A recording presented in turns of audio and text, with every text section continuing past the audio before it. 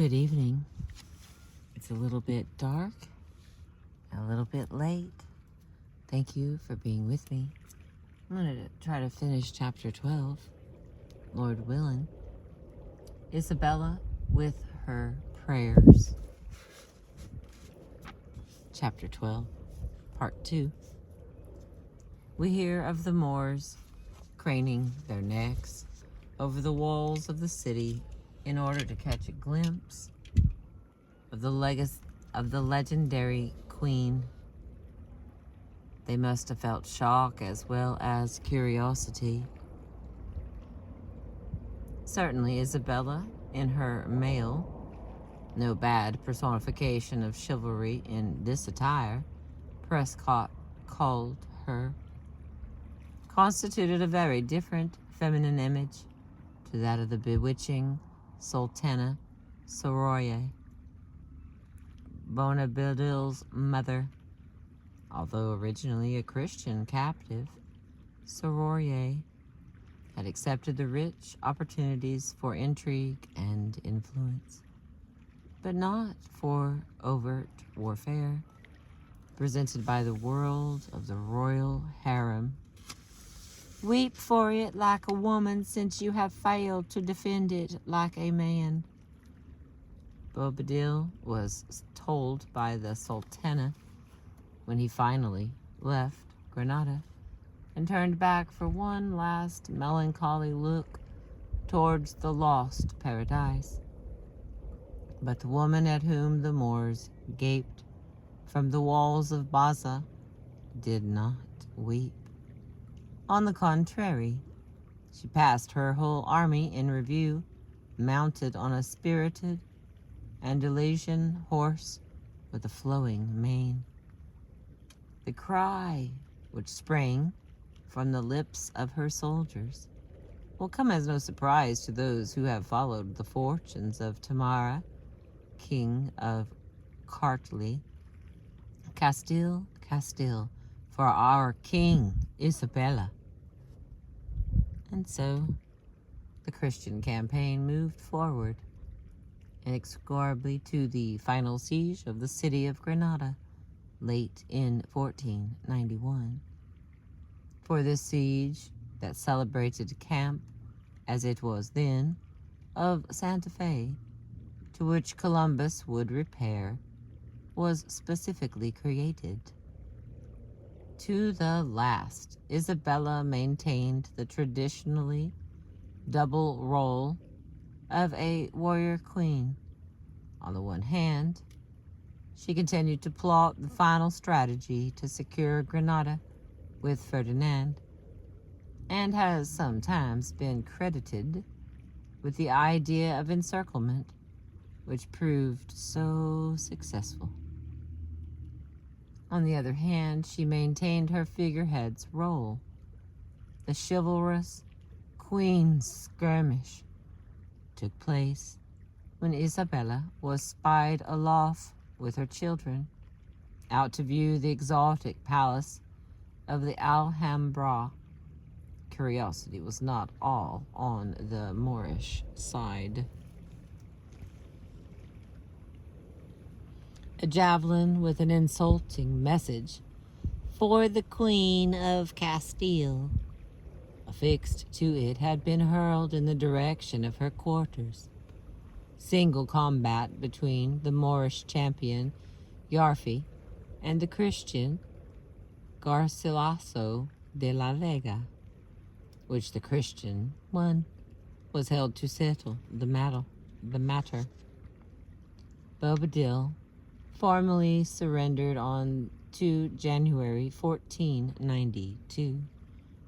4 days later, on the feast of the Epiphany, Ferdinand and Isabella entered the city of Granada in triumph. Excuse me. By this time, in a gesture which was both symbolic and practical, the principal mosque had been reconsecrated as a church. Here, Mass could be celebrated and thanks for the victory could be given. After that, the two kings processed to the Alhambra, and in the Mexuar, Mexuar, or presence chamber, in another symbolic gesture, possessed themselves of the seats of the Moorish rulers of Granada. Soon the flag of St. James, Christian patron of the crusade, would fly above the town, and the traditional city of Santiago, Santiago would join the universal acclamation. Granada, Granada, for the illustrious kings of Castile. An eyewitness termed it the most distinguished and blessed day there has ever been in Spain. The imperialist energies of the Catholic kings, the Pope gave them the title following the Reconquista, were naturally released by the end of the military engagements, which had preoccupied them for the last 18 years. On the one hand, Columbus was sponsored in his western venture. On the other hand, Ferdinand began to look elsewhere in Europe, not only towards neighboring Navarra, but to the south of Italy. Here he desired to establish the kingdom of Naples as an appurtenance to that of Aragon, much as Isabella had added Granada to Castile. In so doing, he introduced the influence of Spain into that mess of duchies, despotisms, cardinals, and condottieri, which constituted late 15th century Italy. One of the duchies was the Sforza Duchy of Milan. When Ludovico Sforza invoked the aid of the French king to bolster up his doubtful claim to rule it, he did more than merely add to that general central Italian turmoil. For France, the House of Anjou, as well as Spain, had its pretensions toward the debatable kingdom of Naples. The story of Ludovico's niece, Caterina Forza, bold and tragic, both virago and victim, provides a melancholy footnote to these Spanish endeavors. The vast Habsburg Empire, including Spain, Spanish America, and Naples, which was ruled over by Isabella's grandson, Charles V. Little side note, although if, as has been suggested, Caterina Forza was the cultural model for the queen in the game of chess, which attained its present power as a piece in the late 15th century, then she has achieved another kind of immortality. In a sense, the fortunes of Isabella the Catholic and Caterina Forza are as much a counterpoint to each other as were those of Matilda of Tuscany and the Empress Maud. Unlike the latter pair, Isabella and Caterina were in effect contemporaries. But Caterina, subject throughout her life to convenient scorn on the ground of her sex by her political enemies, ended by being violated at the hands of her conqueror. Isabella, as has been noted, was not only a possible early candidate for canonization soon after her death, but remained one. As with Matilda and the Empress Maud, it was religious purpose which was the apparent difference. To Isabella in August of 1492, the Borgia Pope Alexander VI could write, "Your serenity as greatly befits a monarch, from whom others must copy the example of virtuous living, desires to protect and defend the Catholic faith." This was not the language which the Pope felt inclined to use towards Caterina Forza, who ruled Forli and Imola, part of the territory stretching from Ravenna through the Romagna, over which the Pope claimed overlordship. Caterina was, on the contrary, in one papal bull, the daughter of iniquity, and in another communication, the daughter of perdition. But it was not, in fact, that relative morality of the two ladies, far apart as that might be, which was at issue. The truth was more cynical, or perhaps one should say more political. Alexander VI, by birth from Valencia, and thus a subject of Ferdinand, passionately needed the support of the Catholic kings in his papal campaigns and intrigues. Spain was finally part of the Holy League, including the Pope and the Emperor, which would drive the French out of Naples and establish Ferdinand's claim to southern Italy. On the other hand, Alexander's son, Caesar Borgia, needed those lands ruled over by Caterina on behalf of her young son in order to form a powerful central Italian bloc. The sexual freedom of choice, which Caterina Forza determinedly exercised, gave useful ammunition to those opposed to her for quite different reasons. Here was a warrior queen whose lustfulness could be denounced to good effect. For Isabella, there was the warrior queen's other potential reward of the halo. Caterina Forza was born in 1462, the illegitimate daughter of Galizia Maria Sforza, later Duke of Milan, and his mistress. She was brought up by her grandmother, Bianca Visconti Sforza. Her father was assassinated by the Viscontis in 1474, the year in which Isabella ascended the throne of Castile. 3 years later, Caterina was married off by proxy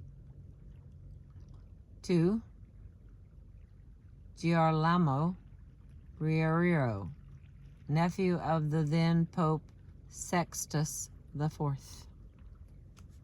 Caterina was well educated according to the humanist tradition, and even in youth was saved. Caterina was well educated according to the humanist tradition, and even in youth was said to have been fascinated by the deeds of famous men and women. The tomboy syndrome is here seen at work.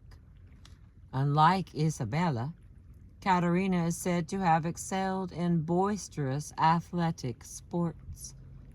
She was obsessed by hunting and dogs, big dogs, such as bloodhounds, setters, and greyhounds. And unlike Isabella, Katerina was beautiful. Her earliest soldiering was in 1483, when she defended her husband's territory of Forli from the Venetian threat. From the first, Katerina relished such martial activity as she had once relished hunting. She maintained an iron discipline, not always without the aid of cruel punishments. The death of the Pope, her husband's uncle, and the fear of the decline in the Riario cause found Katerina riding on the gallop with a cry of "Duca, Duca, Giolama, Giolama," with exclamation points, to hold the fortress of St. Angelo until it could be handed over to the legal successor of Sextus. Significantly, Katerina, once inside the fortress, invoked the name of Galisa Maria Sforza, the nearest strong male figure, to illustrate her defiance. She had as much brains as her father. She shouted to those who wished her to admit a plenipotentiary to negotiate. Katerina was 7 months pregnant at the time, and in her gold satin gown with a vast train, a huge velvet hat with long plumes. A contemporary wrote that only her belt with the carved sword and bag of gold ducats was hanging down from it was masculine. He might have added that and the free cursing toward the soldiers in which Katerina, on that occasion and many others, indulged. The illness of Giolama Riario meant that Katerina effectively ruled Forli. His death in 1488, slaughtered by the Orsi, meant that she ruled it entirely, if not nominally, for their son. For the next 12 years, she led a life of extreme turbulence as she attempted to maintain her independence in the light of the neighborly oppression, papal claims, and finally the arrival of the French forces.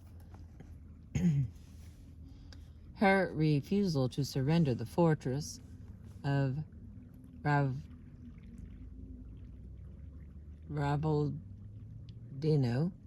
stands in general for her attitude toward her own rights, theoretically those of her family, but in fact one detects in her a more personal, stubborn refusal to be consigned to the female world of submission. Not that she was above invoking the image of only a weak woman, like many other warrior queens, when it was to her advantage. Nobody believes me, being just a lady, and timid, too, she wrote to her uncle, Ludovico Sforza, concerning the Venetian threat to Maraldi, which she had persistently predicted. When Katerina's large family of children were held hostages for the surrender, she is supposed to have shouted, in a famous story, related in a series of versions of increasingly coarseness, "Do you think, you fools, that I haven't the stuff to make others?" And so, saying, she scornfully lifted up her skirt.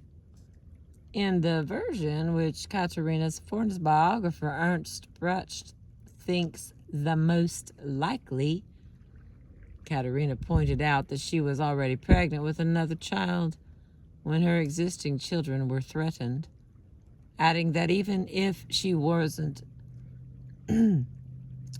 adding that even if she wasn't, she could always remarry and have another family.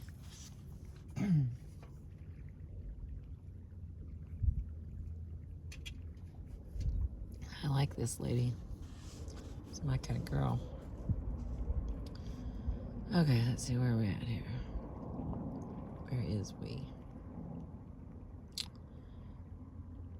As for her bloodthirstiness, Katerina's treatment of the Orsi family, who were the assassins of her husband, recalls the vengeance of Boadicia's, who were the assassins of her husband, recalls the vengeance of Boadicea against the wreckers of her daughters.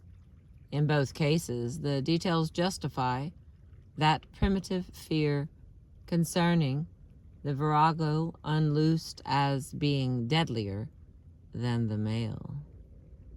There were public executions and secret stranglings, followed by the frightful death of the 80-year-old Andrea Orsi, dressed in a vest,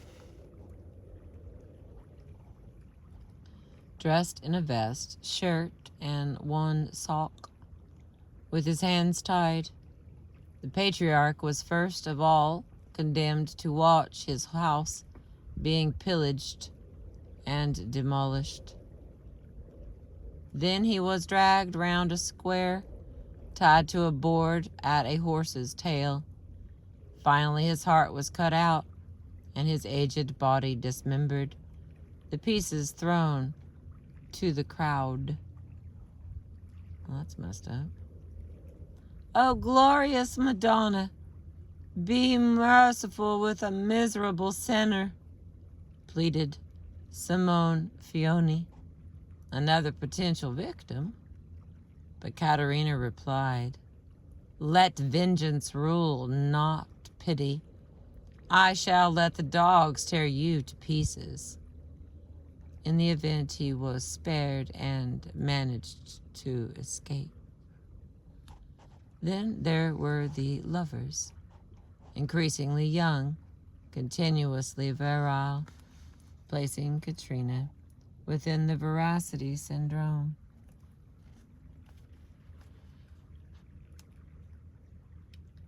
May have been potentially. Then there were the lovers, increasingly young, continuously virile, placing Katrina within the veracity syndrome. May have been politically expedient for her enemies, but it was not exactly unjust. The vengeance, which Caterina would take in 1495 upon another family responsible for the death of her beloved Castilian Giacomo Fio, he who transported her into the heaven of Venus and Mars.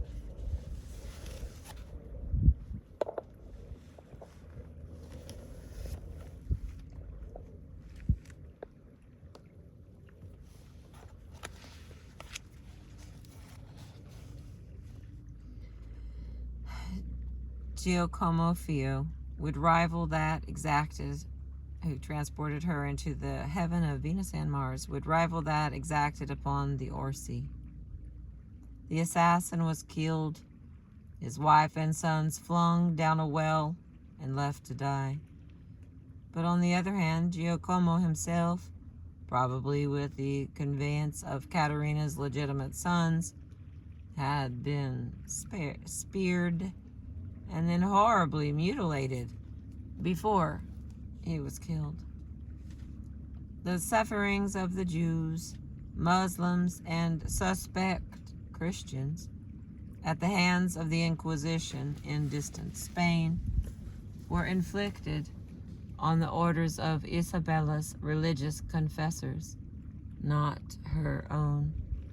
Isabella herself disliked the shedding of blood, including incidentally bullfighting. Once again, it was easier to be the pious Isabella at her prayers than Caterina, who on certain occasions could hear the sound of the tortures she had ordered in her own chamber. Yet the Orsi and the murderers of Giacomo had personally bereaved and insulted Caterina. The victims of Isabella, the Catholic, died for a principle of religious unity. But in the judgment of history, where a warrior queen is concerned, it seems to be better to be associated with religious principle than with personal vengeance.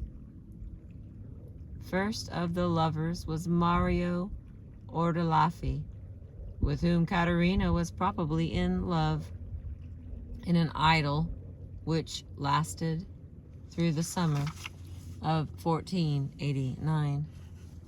Then the Pope took the opportunity to announce that because of Caterina's disorderly life, he intended to award Forli to his own son, Francis Colato Gibbo, whose life was quite a dissolute.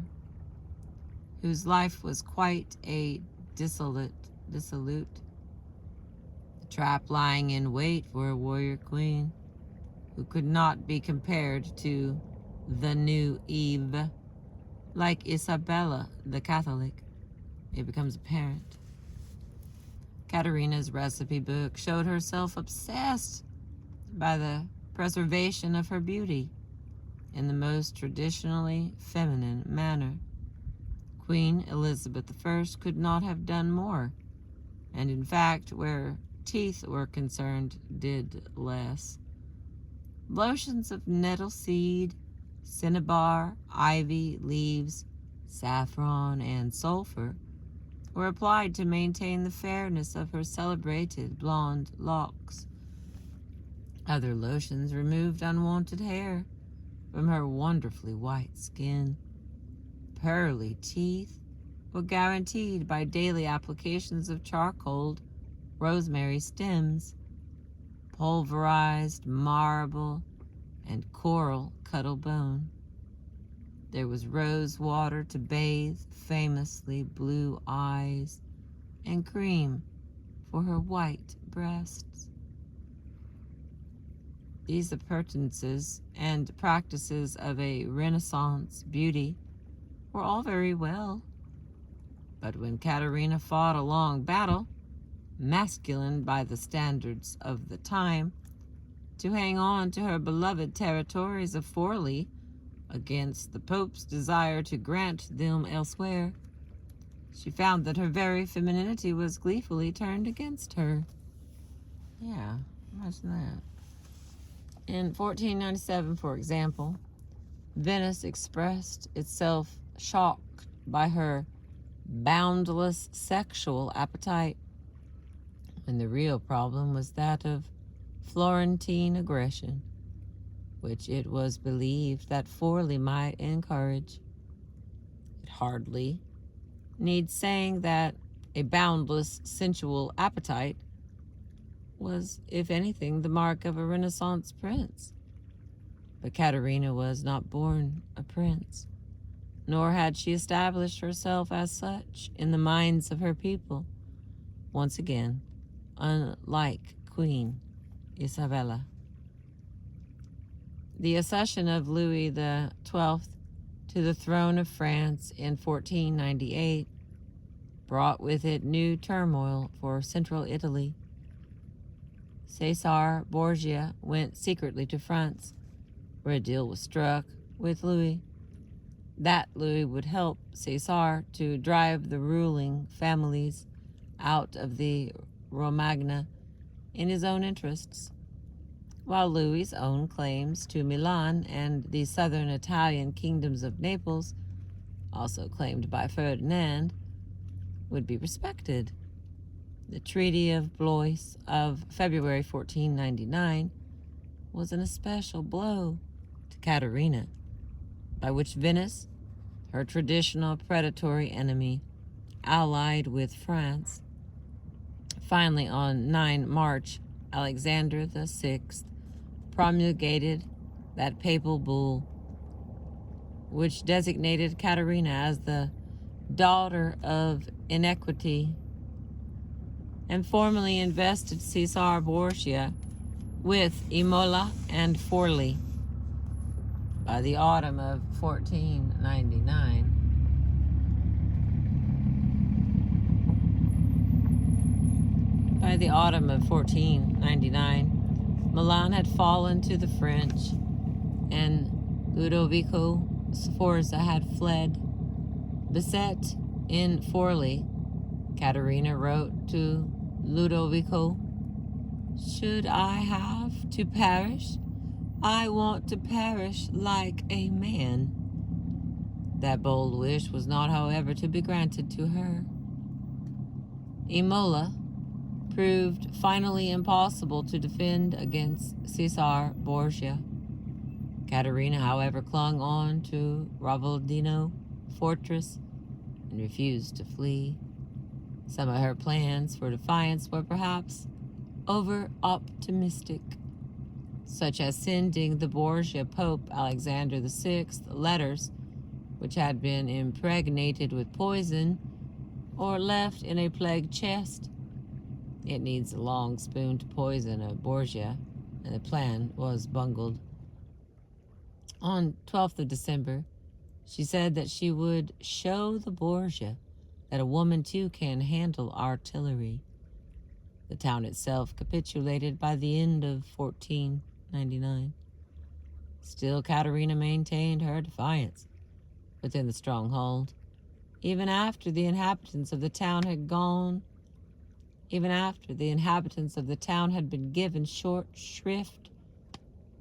Rape, as well as pillage, described by Caterina robustly as just punishment for a city which had surrendered like a whore. Caterina continued to refuse such inducements as a safe conduct and a pension, showing herself in this respect more of a Boadicea than a Zenobia. The final assault took place in January 1500. Caesar asked for La Bella Cosa Signora di Imola e Forli, dead or alive, and on receiving her alive, despite the fact that she had been captured by a French officer and was thus officially the captive of the French king, held her incommunicado for 48 hours, while he treated her as his soldiers had treated the women of Forli. Bernardi wrote of the injustices committed to our unfortunate Madonna Caterina Sforza, who had such a beautiful body. But Caesar quipped to his officers that Caterina had defended her fortress better than she had defended her virtue. Still, Caterina would not sign away her rights as Imola and Forli. She was not released until June 1501, by which time her beauty, that carefully tended asset, had vanished. She still tried to negotiate the return of some of her rights, but in vain. Her last years were happier. However, she began to train up her young son by Giovanni de' Medici, Giovanni della Bandaniera, born in 1498, to be a soldier, a worthy member of the House of Sforza. She died in May of 1509. Excuse me. It could be argued that at least as a mother, Caterina died with more hope than had Isabella, the Catholic, 5 years earlier. The Castilian queen's only son, Prince John, whose birth had been attended by such rejoicings, had died in 1497. Of her 3 surviving daughters, Juana was mad, but she inherited the crown officially. since her husband Philip the Fair of Flanders refused to allow Ferdinand more than the regency after his wife's death. Isabella's defense of female inheritance had borne fruit. Another daughter, Maria, who had been married to the King of Portugal, was already dead, and was her son, as was her son Miguel.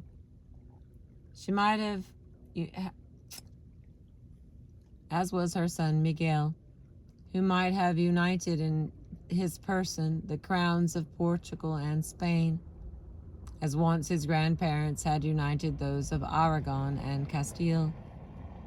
Isabella's third daughter, Catherine of Aragon, was already a widow, following the death of her first husband, Prince Arthur of England. She lingered in the country with a view to marrying, perhaps, his younger brother Henry. Ferdinand expressed his own reaction to his wife's death.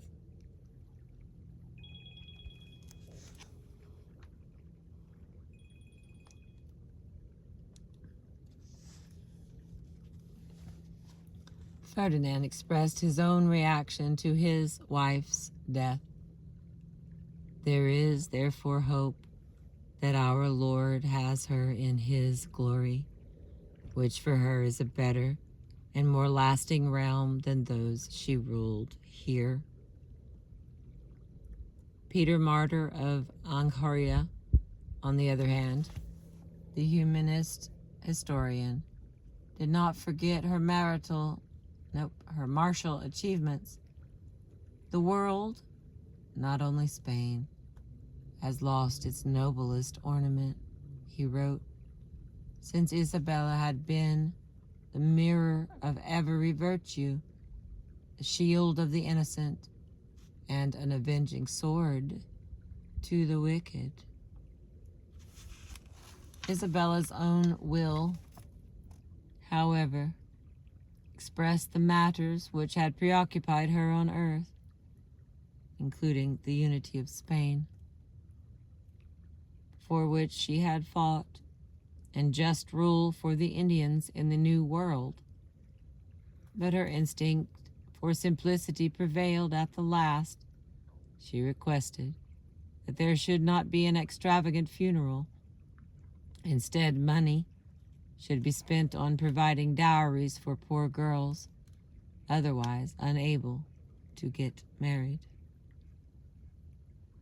and ransoms for the Christian captives in the hands of the Moors in Africa.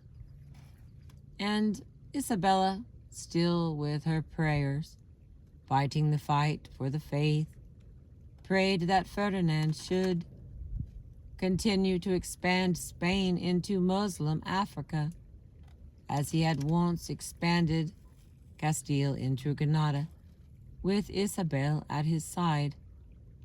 She was with her prayers, but in full armor, he with many armed men.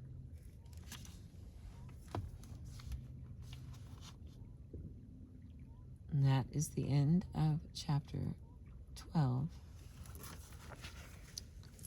Thank you for being with me. I appreciate you.